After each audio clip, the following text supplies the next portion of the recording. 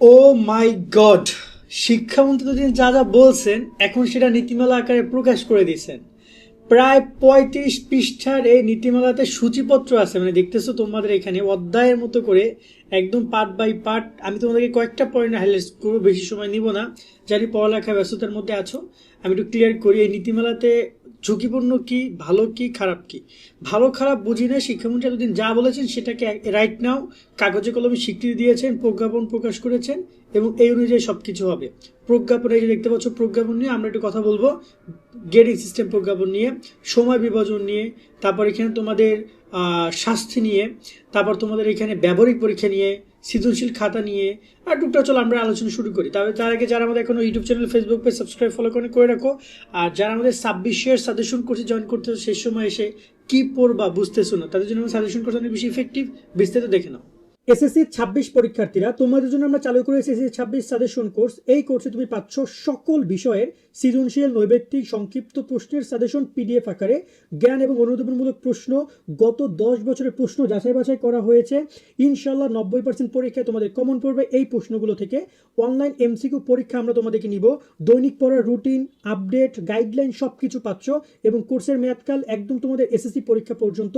মাত্র 290 টাকায় তোমরা এই কোর্সে জয়েন হতে পারবে এবং পিডিএফগুলো ডাউনলোড করে পড়া শুরু করে দাও এখনই। বিকাশ বা নগদ থেকে এই নাম্বারে 290 টাকা সেন্ড করো, এরপরে আমাদেরকে হোয়াটসঅ্যাপে জানাও, আমরা তোমাকে কোর্সে এখনই যুক্ত করে দিচ্ছি এবং ডাউনলোড করে পড়া শুরু করে দাও। আশা করি তুমি বিস্তারিত দেখেছো, চাইলে কোর্সে জয়েন করে শীটগুলো কালেক্ট করে পড়ালেখা করতে পারো। ইনশাআল্লাহ এই শীটগুলো থেকে ইনশাআল্লাহ তোমাদের সাজেশন পরীক্ষায় কমন আসবে, প্রশ্নগুলো পরীক্ষা আসবে। তাই অধ্যায়ভিত্তিক পরিপূর্ণ সাজেশন পেতে, প্রশ্নগুলো পেতে আমাদের সাথে যুক্ত হতে পারো। টাকা পাঠাও, সাথে সাথে সকল বিষয়ে শীট পেয়ে যাবা। তো এবার যদি আমরা তোমাদেরকে কথা বলি পুরো নোটিশটা নিয়ে, এখানে আমি যদি একটু একটা করে পেজ যাই, প্রথম পেজে তারা বলেছে যে রেজিস্ট্রেশন নিয়ে, তো এগুলো আমরা বাদ দিই, এগুলো তোমাদের খুব বেশি ইম্পর্টেন্ট না। এখানে পরীক্ষা চলাকালীন নিয়ম নীতি নিয়ে কথা বলেছেন, কমিটি গঠন করা হবে, এগুলো জরুরি না। কেন্দ্র ভারপ্রাপ্ত, এগুলো জরুরি না, এগুলো মূলত কেন্দ্ররা যারা থাকবেন তারা এই জিনিসগুলো দেখবেন। এখানে একটা জিনিস খুবই গুরুত্বপূর্ণ দেখতে পাচ্ছ, এই যে বলেছে প্রতি 20 জন শিক্ষার্থী একজন কক্ষ পর্যবেক্ষক থাকবে, মূলত এটার কথা বলেছে, এবং কমপক্ষে একটা ক্লাসে 2 জন থাকবে। মানে এটা তারা এতদিন মৌখিকভাবে বললে, জিনিসটা কিন্তু এখন কনফার্ম করা হয়েছে। ওকে, আমরা এই ব্যাপারে একটু কথা বলবো যে আসন বিন্যাসটা খেয়াল করে দেখো, যাদের আসন বিন্যাস নিয়ে প্রশ্ন ছিল তারা লক্ষ্য করে এখানে বলছে কেন্দ্রের সকল পরীক্ষিত আসন বিন্যাস করতে হবে, 5 ফুট 6 ফুট বেঞ্চে 2 জন এবং 4 ফুট বেঞ্চে 1 জনকে বসানো হবে। এটা আমরা এতদিন শুনছিলাম, বাট এখন এটা আমরা কিন্তু কনফার্ম দেখতে পাইলাম যে 4 ফুট মানে বুঝে হিউজ ডিস্টেন্সে 1 জন বসবে, আর 6 ফুটে এক মাথায় 1 জন, ওই মাথায় 1 জন, এভাবে 2 জন করে বসবে। এবং তার সাথে এটা কোনো ব্যতিক্রম করা যাবে না। এছাড়া 20 জন শিক্ষার্থীর প্রতি একজন পর্যবেক্ষক লাগবে, আর মিনিমাম 2 জনকে দিতেই হবে, সেটা তারা বলেছে এখানে। আর এখানে আসন বিন্যাস এমনভাবে সাজাতে হবে যাতে একটি অন্যটির দূরত্ব বজায় থাকে। একই বিদ্যালয়ে পারস্পরিক পরীক্ষার্থীদের পরস্পর সন্নিকটে আসন ব্যবস্থা করা যাবে না, কেন্দ্র নির্দিষ্ট বিদ্যালয়ে আসন ব্যবস্থা করতে পারবে না। ওকে, এই বিষয়গুলো গেল। এখানে রোল নাম্বার নিয়ে কথা হচ্ছে, যে রোল নাম্বার আসন বিন্যাসে কিন্তু তোমাদের রোল নাম্বার থাকবে। এই পয়েন্টটা অনেকে জানো না, অনেকে রেজিস্ট্রেশন নম্বর দিয়ে খুঁজবা না, রোল নাম্বার পাবা তোমরা প্রথম পরীক্ষাটা গিয়ে খুঁজে নিবা। আরো বেশ কিছু বিষয় বলেছি, এগুলো তোমার জন্য খুব বেশি গুরুত্বপূর্ণ না। এখানে একটা গুরুত্বপূর্ণ বিষয় হচ্ছে, দেখতে পাচ্ছ মানে বোর্ডের অনুমোদিত কোনো দৃষ্টি প্রতিবন্ধী যদি থাকো তাদেরকে কিন্তু পরীক্ষা প্রায় অতিরিক্ত 45 মিনিট সময় দেওয়ার কথা বলেছে। এ ব্যাপার নিয়ে তোমরা কিন্তু স্কুলের সাথে কথা বলে সলভ করে নিবা। ওকে, এরপর আমরা দেখি এখানে প্রবেশপত্র, রেজিস্ট্রেশন কার্ড ছাড়া কেউ পরীক্ষা কেন্দ্রে অনুমতি পাবে না। এই দেখতে পাচ্ছ, প্রবেশপত্র, রেজিস্ট্রেশন কার্ড ব্যতীত অন্য কোনো পরীক্ষাটি পরীক্ষা অংশগ্রহণ অনুমতি পাবে না। তাই অবশ্যই প্রত্যেকটা পরীক্ষা কেন্দ্রে এই দুটো জিনিস কিন্তু নিয়ে যাবা, বা অনেকে ঢুকতেও নাও দিতে পারে এই অ্যাডমিট কার্ড এবং রেজিস্ট্রেশন কার্ড ব্যতীত। আর পরীক্ষা কেন্দ্রের উত্তরপত্র শেষ পৃষ্ঠায় প্রবেশপত্রের পেছনে বর্ণিত নিয়মগুলি যথাযথভাবে মেনে চলতে হবে। এই পয়েন্টটা very very important. Admit card পাইলে দেখবে অনেকগুলো নীতিমালা আছে, সেগুলো ভালো করে তোমরা মানবা। আবার কিন্তু উত্তরপত্র বেশ কিছু নীতিমালা আছে, সেগুলো মেনে নিবা, মেনে চলতে হবে। তো একটু সময় পেলে ওইগুলো দেখে যাও। পরীক্ষার্থীদের প্রবেশপত্রে উল্লেখিত কেন্দ্রে পরীক্ষা অংশগ্রহণ হবে। আর এখানে ব্যবহারিক পরীক্ষা নিয়ে বলেছে। ওকে, আমি এটা দেখি কেন্দ্র সূচিতে কিছু নির্দেশনা এখানে দিয়েছে, সেটা আমাদের জন্য জরুরি না। তবে ওএমআর শিট নিয়ে কিন্তু বেশ বড়সড় নির্দেশনা আছে, একটু তো এত সময় নাই বোঝাবো, বাট তোমরা নর্মালি ওএমআর শিটটা কীভাবে কি পূরণ করতে হয়, কোন জায়গায় কোনো সমস্যা আছে কিনা সেটা দেখে নিবা, ঠিক আছে। সৃজনশীল খাতা নিয়ে এটা ছোট্ট করে বলি, সৃজনশীল খাতা কিন্তু তোমাদের একটা অংশ ছিঁড়তে হবে, তো খুব সাবধানে ছিঁড়বা। এখানে কিন্তু বান্ডিল করা নিয়ে কথা বলেছে তারা। তার সাথে আমাদের কি ব্যবহারিক পরীক্ষা নিয়ে কথা বলেছে, ব্যবহারিক পরীক্ষাটা রুটিন প্রকাশ করবে প্রত্যেকটা পরীক্ষা কেন্দ্র, সেটা তারা বলেছে। এবং এখানে বহিরাগত শিক্ষক নিয়োগ দেওয়া হবে না, ব্যবহারিক পরীক্ষার মানবন্টন প্রকাশ করবে, সেটা আমরা তোমাদেরকে যথাসময়ে জানিয়ে দেওয়ার চেষ্টা করবো, যদি আমাদের সাথে তোমরা কানেক্টেড থাকো। এছাড়া আরও দেখি কক্ষ পর্যবেক্ষক করণীয়, এখানে যদি বলি সেখানে তিনি বেশ কিছু করণীয় কথা বলেছেন, একটু খেয়াল করে দেখো। এটা তোমাদেরও জানতে হবে যে পরীক্ষা আরম্ভ হওয়ার 30 মিনিট পূর্বে কক্ষ পর্যবেক্ষক পরীক্ষার্থীদের মাঝে সৃজনশীল উত্তরপত্র নৈবেত্তিক উত্তরপত্র বিতরণ করবেন। পাই টু পাই বুঝে নিবা, এত কিছু যদি তারা করে তোমরা জিনিসটা বুঝে নিবা। পরীক্ষার শুরুর 30 মিনিট পূর্বে লেখা রাখো, স্ক্রিনশট দিয়ে রাখো। এটা কিন্তু বোর্ড থেকে বলে দিয়েছে, তার মানে 10টায় পরীক্ষা শুরু, 9টার সময় তোমাদের এই যে সৃজনশীল উত্তরপত্র এবং নৈবেত্তিক উত্তরপত্র দিয়ে দিবে। কেন দিবে 30 মিনিট আগে? কারণ তোমরা তোমাদের রোল নাম্বার, রেজিস্ট্রেশন নাম্বার, বোর্ডের বিষয় করে এগুলোর জন্য ভরাট করতে পারো। কারণ যদি দেখা যায় পরীক্ষা ঠিক 5 মিনিট আগে দেয়, 10টায় পরীক্ষা দিছে 9:55, 5 মিনিটের মধ্যে এগুলো কি পূরণ করা সম্ভব? মার্জিন দেওয়া সম্ভব? পড়ার মানে তুমি লিখবা না মার্জিন দিবা, লিখবা না ভরাট করবা। সো এই জায়গায় তোমাদেরকে 30 মিনিট আগে দেওয়ার নিয়ম করেছে তারা, এবং এইটা অনেক পরীক্ষা কেন্দ্র মানে না। না মানলে ডিরেক্টলি থ্রেট দিবা যে স্যার আমাদের মানতে হবে, কিন্তু আমরা এটা নিয়ে কথা বলবো, একদম পুরো অবস্থা খারাপ করে ফেলবো আপনাদের।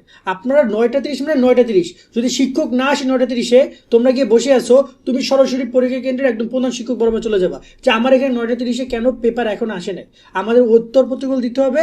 আপনারা 10টায় প্রশ্ন দেন, প্রশ্ন 10টায় পাবা, এমসিকিউ 10টায়, আর 10:30টায় পাবা সৃজনশীল। প্রশ্ন দিলে তো তোমরা লিখতে পারবে না, কিন্তু উত্তরপত্রগুলো 30 মিনিট আগে দেওয়ার কারণ আছে কিন্তু। এছাড়া আরও বেশ কিছু বিষয় বলেছে, এবং এখানে বৃত্ত ভট করার কথা বলেছে, যে ভুল উত্তরপত্র আলাদাভাবে সাজাতে হবে। এখানে মূলত ভুল করে ট্রাই করবে না যদি কোনো ঝামেলা না হয়।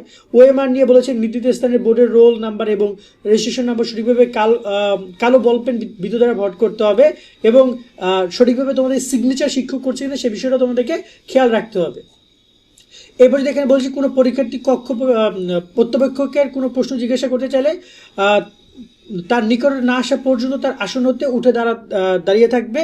পরীক্ষার্থীরা কখনো আসন ত্যাগ করতে পারবে না। বহিষ্কৃত পরীক্ষার্থী সৃজনশীল উত্তরপত্রের কাভার পৃষ্ঠার প্রথম অংশে অবস্থাতেই ছেড়া যাবে না। এখানে পয়েন্টটা বুঝো, তুমি যদি কোনো শিক্ষককে কোনো কিছু বলো তাহলে তুমি শিক্ষকের কাছে যাবে না, তুমি দাঁড়াবা, শিক্ষক তোমার কাছে আসবে, সেটা বলেছে। তোমার কোনোভাবে আসন গ্রহণ, তোমার আসনটা হচ্ছে যে ছাড়া যাবে না। আর কক্ষ পর্যবেক্ষক হল সুপারের অনুমতি ব্যতীত কোনো অবস্থায় তার নির্দিষ্ট কক্ষ ত্যাগ করতে পারবে না। মানে টিচাররা হল থেকে বাইরে যায়, বাট এটা বেরোতে পারবে না, সে ব্যাপারে তারা বলেছে। আরও অনেক নির্দেশনা আছে, এগুলো পড়লে তোমাদের মাথা মতো থাকবে না ভাই। আর না পড়ি বহিষ্কৃতদের নিয়ে যে কথাবার্তা, আমি চাই যেন এগুলো তোমরা কেউ না জানো, কেউ বহিষ্কার হবো না, সুন্দর করে পরীক্ষা দিবা, না নকল, না চিট, না কোনো প্রশ্ন ফাঁস, না কোনো অসৎ উপায়, যেন কোনো প্রকার বহিষ্কার তোমাকে না করতে হয়। এছাড়া শাস্তিমূলক ব্যবস্থা গ্রহণ করা হচ্ছে পরীক্ষককে বাধা বিঘ্ন করলে। এখানে ওই বছর পরীক্ষা বাতিল হবে, পরবর্তী 1 বছর জন্য পরীক্ষা অনুমতি পাবে না। মানে এখানে শাস্তিগুলোর কথা বলেছে। এই যে দেখো, এখানে ওই বছর পরীক্ষা বাতিল হবে, কিছু যে পরীক্ষককে এদিক ওদিক তাকানো, একে অন্যের সঙ্গে কথা বলে লিখলে তোমাদেরকে এখানে কি হবে, আমি তোমাকে কিছু শাস্তিগুলো নিয়ে একটা ভিডিও করবো নি, দাঁড়াও। বাট এখানে এগুলো এই রকমের কিছু ক্ষেত্রে তোমাকে সরাসরি পরীক্ষা বাতিল করবে। আর কোনো ক্ষেত্রে ওই বছর পরীক্ষা বাতিল, পরবর্তী আরও 1 বছর পরীক্ষা দিতে দিবে না। আবার কোনো ক্ষেত্রে তোমাকে এখানে 2 বছরের জন্য পরীক্ষা দিতে দিবে না। এরকমই বেশ কিছু রুলস আছে, এটা নিয়ে আমরা পরে এক সময় কথা বলবো। তো এই হচ্ছে কথা। পরীক্ষার এখানে 1982 আইনটা পরিবর্তন করেছে, যেখানে বেশ কিছু আইন পরিবর্তনের কথা আমরা দেখতে পাচ্ছি। পাবলিক পরীক্ষা পূর্বে প্রশ্ন প্রকাশনা বা বিতরণ, এক্ষেত্রে আরও বেশ কিছু বিষয় রয়েছে। আচ্ছা, এখানে এগুলো আসলে খুব জরুরি না তোমাদের জন্য। সো ওভারঅল আশা করি তোমাদেরকে আমরা অনেকগুলো পয়েন্ট ক্লিয়ার করতে পারছি। আর এটা হচ্ছে জাতীয় সংসদ এখানে সংসদের ব্যাপারটা এসেছে, বাপরে বাপ, যাক এইসবের মধ্যে না যায়। পাবলিক পরীক্ষা এখানে সেবা গ্রহণের নীতিমালা, এখানে আরও একটা নীতিমালা দিয়েছে, এটা মেবি প্রজ্ঞাপনের মতো করে দিয়েছে। ওকে, যাই হোক না কেন ভাই, বিশাল পেজ, অনেক কিছু, এত কিছু লাগবে না। মোটামুটি ক্ষেত্রে তোমরা একটা ধারণা পাইছো। সামনে এইটা হচ্ছে মেইন প্রজ্ঞাপন। ওকে, এই যে পরীক্ষার পুরো বিষয়টা তারা এখানে ক্লিয়ার করেছে। কিছু ক্ষেত্রে সংশোধন আনা হয়েছে। তোমাদের যে গ্রেডিং পদ্ধতিতে, তোমাদের এখানে এফ না পেলে গ্রেড 1 হিসাবে থাকবে, এবং তোমাদের ফেল সেগুলো তারা বলেছে এখানে। আর তার সাথে আরও বেশ কিছু খুব বেশি গ্রেডিং সিস্টেম চেঞ্জেস আসে না, আগের মতো করে পরীক্ষা হবে। এবং এগুলো নিয়ে আমাদের একাধিক ভিডিও করা আছে, দেখে নিও। এই যে ফেল 32-এ ফেল, 33 পাইলে পাস, সেগুলো তারা এখানে দেখিয়েছে। ওকে, আর এইখানে কিন্তু সময়টা নিয়ে বলেছে, পরীক্ষা শুরু হবে 10টায়, 9টা 30-এ তোমাকে উত্তরপত্র দিয়ে দিবে তারা, 10টায় প্রশ্ন দিবে বহু নির্বাচনী, 10:30টায় দিবে তোমাদের সৃজনশীল প্রশ্ন দিবে এবং বহু নির্বাচনী উত্তরপত্র নিয়ে যাবে, সেগুলো কিন্তু তারা এখানে বলে দিয়েছে। So time to time maintain করে পরীক্ষা দেবে তোমরা, বাকিটা আল্লাহ ভরসা। আজকের মতো ভিডিও আমরা এখানে শেষ করছি, যারা কোর্সে জয়েন করতে চাও জয়েন করে নিও। সকলে অনেক অনেক ভালো থাকবা, আল্লাহ হাফেজ।